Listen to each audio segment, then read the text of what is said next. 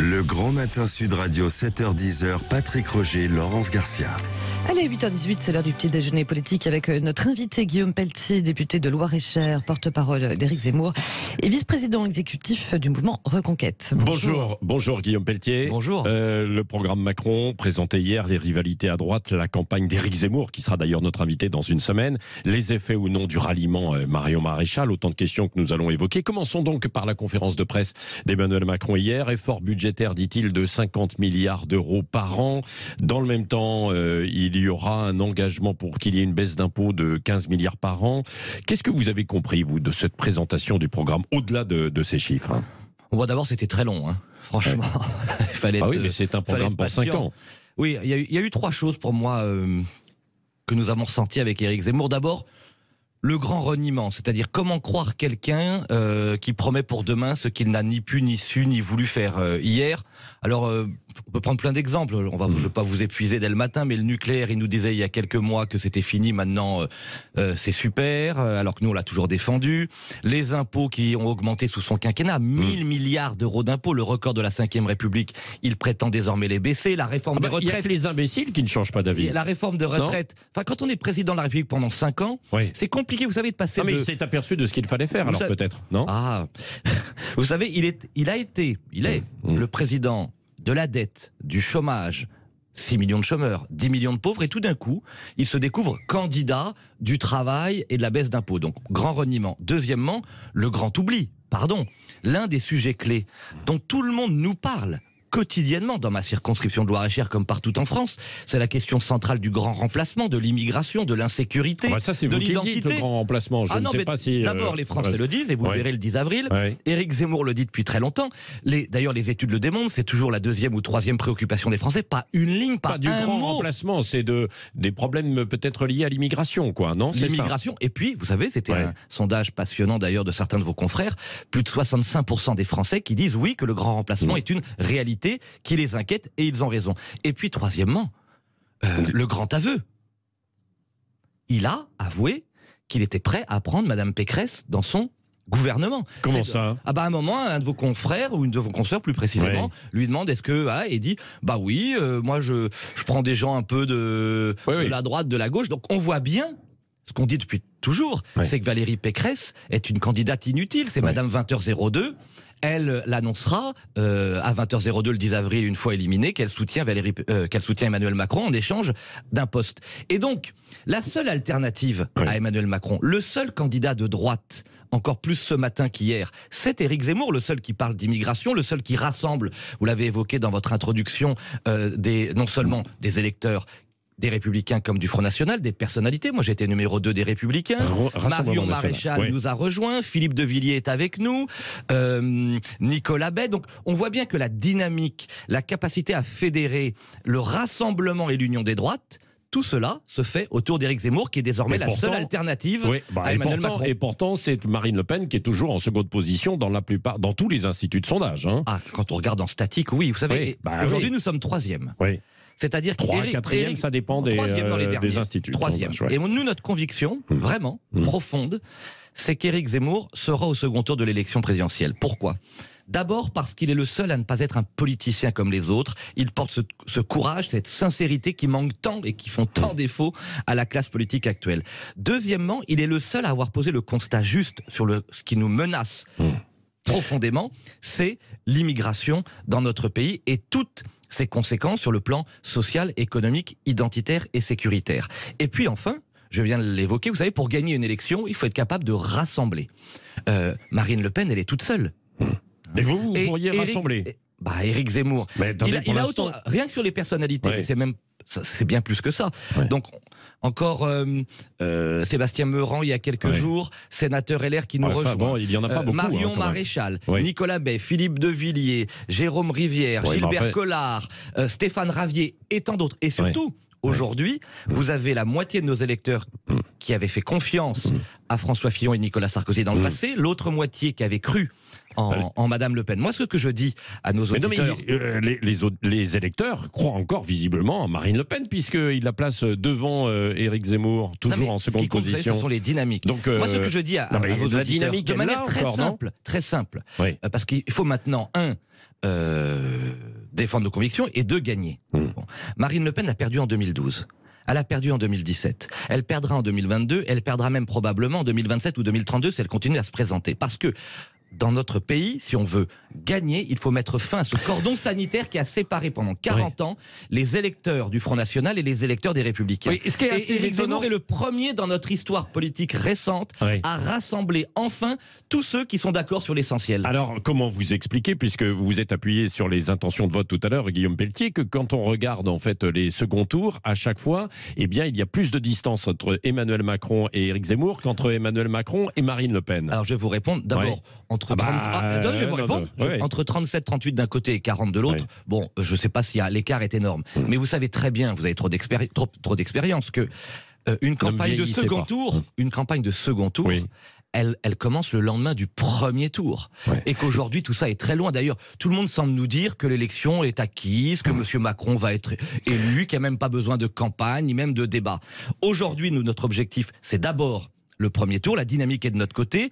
Nous sommes partis de rien, nous sommes aujourd'hui à la 3e place et nous avons préparé tout au long des 3 semaines qui nous séparent du scrutin plein de choses encore. Nous serons ce soir à Metz. J'appelle d'ailleurs tous ceux qui nous écoutent à nous rejoindre pour le plus grand rassemblement populaire de la campagne qui aura lieu au Trocadéro le dimanche 27 mars après-midi, autour d'Éric Zemmour. Ça va être le grand moment, quoi. Ah oui, c'est le grand moment de la campagne. Comme ça devait être pour François Fillon et on a vu ce que ça a donné. Non, mais c'est pas Trocadéro. Tout ça. Non, mais vous avez choisi le Trocadéro. Le Trocadéro, c'était Nicolas Sarkozy en 2012, c'était François Fillon en 2017. Vous avez raison, nous, c'est le symbole d'une droite qui ne se laisse pas intimider par les experts, par les commentateurs qui disent que le match est joué d'avance. Ce sera le haut lieu de la revanche de la droite, d'une droite qui se rassemble, qui se fédère et qui l'emporte à l'élection présidentielle, vous le verrez. Guillaume Pelletier, vous dites en fait convaincre les électeurs. Il y en a beaucoup qui sont aujourd'hui très incertains et qui éventuellement envisagent de s'abstenir. C'est votre justement, c'est là où vous voulez aller chercher ces électeurs. Il y a d'un côté, donc nous avons, et ça explique notre 3e position, un socle très solide. Et là, je voudrais vraiment lancer cet appel à ceux qui nous écoutent. Si vous considérez que tout va bien en France, si vous considérez que 2 millions d'étrangers de plus sur notre territoire ces 5 dernières années, ça n'est pas assez. Si vous considérez que 1 000 milliards d'euros d'impôts et de taxes, ça n'est pas assez. Si vous considérez que 6 millions de chômeurs, 10 millions de pauvres, 3 000 milliards d'euros de dettes, ça n'est pas assez. Continuez à voter Emmanuel Macron. Si à l'inverse, vous voulez un changement radical, si vous voulez un président de la République qui sera capable de mettre fin à l'immigration, d'augmenter le pouvoir d'achat, d'augmenter les salaires... Comment Je vais vous expliquer, en baissant les charges et les taxes. Vous savez quelle est l'originalité d'Éric Zemmour ? Le seul qui dit ça. Pendant 40 ans, notre pouvoir d'achat a baissé. Pourquoi ? Parce que la classe politique, pour financer l'assistanat... Emmanuel Macron dit que ça a augmenté pendant son quinquennat. Il y a quelques chiffres, mais bon, je ne sais pas, c'est l'INSEE.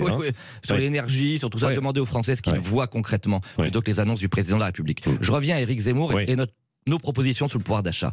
Il est le seul qui pourra augmenter le pouvoir d'achat des Français, parce qu'il est le seul à dire la vérité, c'est-à-dire que l'immigration, 20 milliards d'euros de coûts chaque année, les fraudes sociales, 50 milliards de coûts chaque année, l'assistanat... Ce sont des estimations. Oui, confirmé. Par exemple, le premier, c'est vos confrères de Marianne.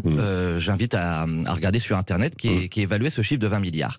Tout ça, ça coûte très cher. Et donc la classe politique, comme n'a pas de courage, elle a augmenté les taxes et les impôts sur les Français pour financer tout ça. Nous, avec Éric Zemmour, nous allons mettre fin à l'immigration, vous l'avez bien compris. Nous allons mettre fin aux fraudes sociales avec la création, par exemple, de la première brigade nationale de lutte contre les fraudes. Nous allons mettre fin à l'assistanat pour recréer un écart entre les revenus de ceux qui travaillent et ceux qui ne travaillent pas. Ça veut donc dire que nous allons retrouver des marges de manœuvre financières et que cet argent pourra être rendu aux Français. Elle est là l'originalité d'Éric Zemmour. Est-ce que ce n'est pas minime à côté de ce qu'il faut faire pour essayer de relocaliser, créer en fait de l'emploi et engager en fait des réformes? Non, mais je vous pose la question, Guillaume Pelletier, parce que sur l'immigration, s'il y a dans certains secteurs, s'il n'y avait pas d'immigration, il y a des secteurs qui ne tourneraient pas. aujourd'hui, vous le savez. Non, mais tout ça, c'est classique dans la vie politique. Non, c'est pas classique. Attendez. Puisque la classe politique a été incapable de former notre jeunesse, de réhabiliter les travaux manuels, d'augmenter les salaires des travailleurs, on finit par la fuite en avant, par aller chercher à l'étranger ce que nous pourrions avoir sur notre sol. Elle est là, la réalité. Et donc, Éric Zemmour, vous savez, ses propositions sur le pouvoir d'achat, la baisse de la CSG, le 13e mois pour tous les salariés modestes, la prime Z, c'est-à-dire la prime zéro charge, zéro URSSAF, que chaque entrepreneur pourra accorder jusqu'à 3 mois de salaire. 3 mois de salaire pour les travailleurs, ça c'est du concret. Et donc Éric Zemmour, au fond, oui, c'est la seule alternative à Emmanuel Macron, parce que lui, au moins, il va mettre fin à l'immigration, il va mettre fin à l'assistanat, il augmentera les salaires des travailleurs, il baissera les charges et les impôts des entrepreneurs, il s'attaquera à ce mépris terrible dont sont victimes les Français, dont je suis d'ailleurs, de la France rurale, qui sont méprisés depuis 40 ans, par exemple sur un sujet clé. Les déserts médicaux.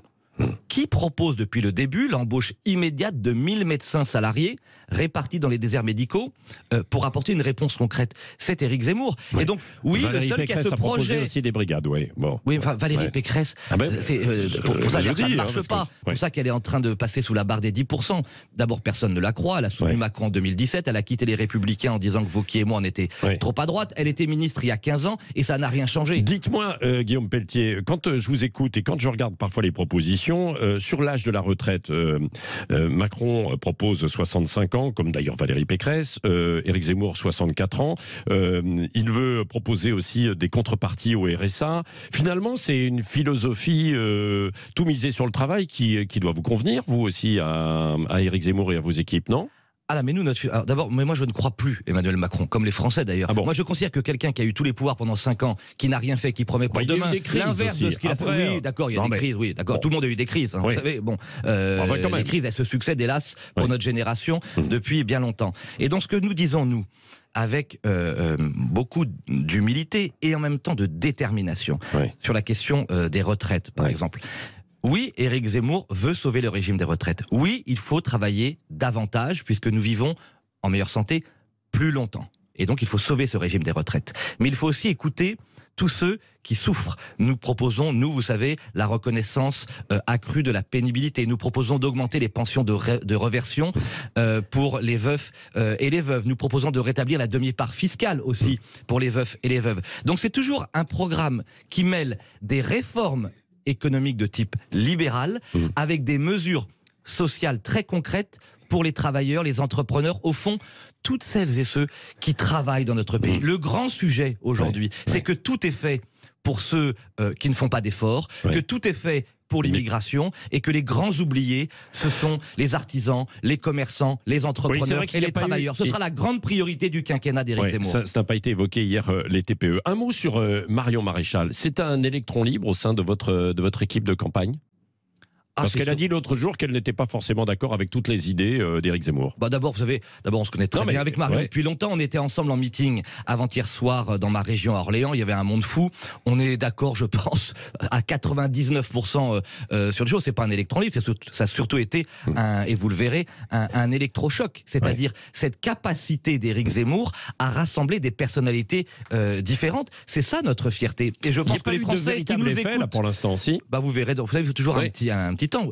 Les Français qui nous écoutent sont en train de découvrir qu'autour d'Éric Zemmour, quand tant d'autres candidats sont seuls, lui, je répète le nom de ces personnalités parce que ça compte, Philippe de Villiers, ancien ministre de Jacques Chirac, Marion Maréchal, cette figure de la droite hors les murs qui a été députée en 2012, tous ces parlementaires, des Républicains ou du Front National. Il n'y en a pas énormément finalement des Républicains. Est-ce qu'il y en a d'autres ? Est-ce que Éric Ciotti pourrait vous rejoindre ? Mais d'abord, j'ai cité Jean Étais, il y en a eu d'autres.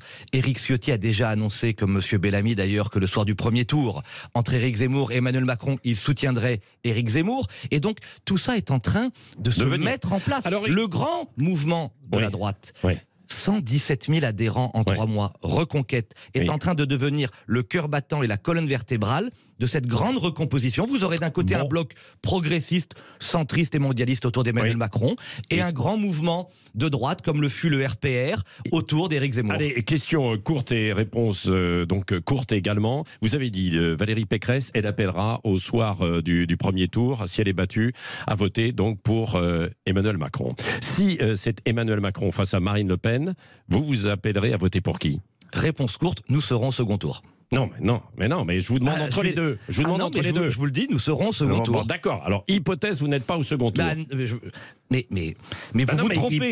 Non, je ne me trompe pas. Je vous pose la question. Irma, moi non plus. Bon, vous ne voulez pas me répondre. Vous ne voulez pas me répondre. Je vous réponds. Nous serons au second tour, et j'espère que tous les électeurs, parce que ce qui compte ce sont les électeurs, que les électeurs des Républicains, du Front National, les Indépendants, les Patriotes, les Républicains soutiendront le seul qui peut battre Emmanuel Macron, Éric Zemmour. Bon, Marine Le Pen, Emmanuel Macron, Éric Zemmour.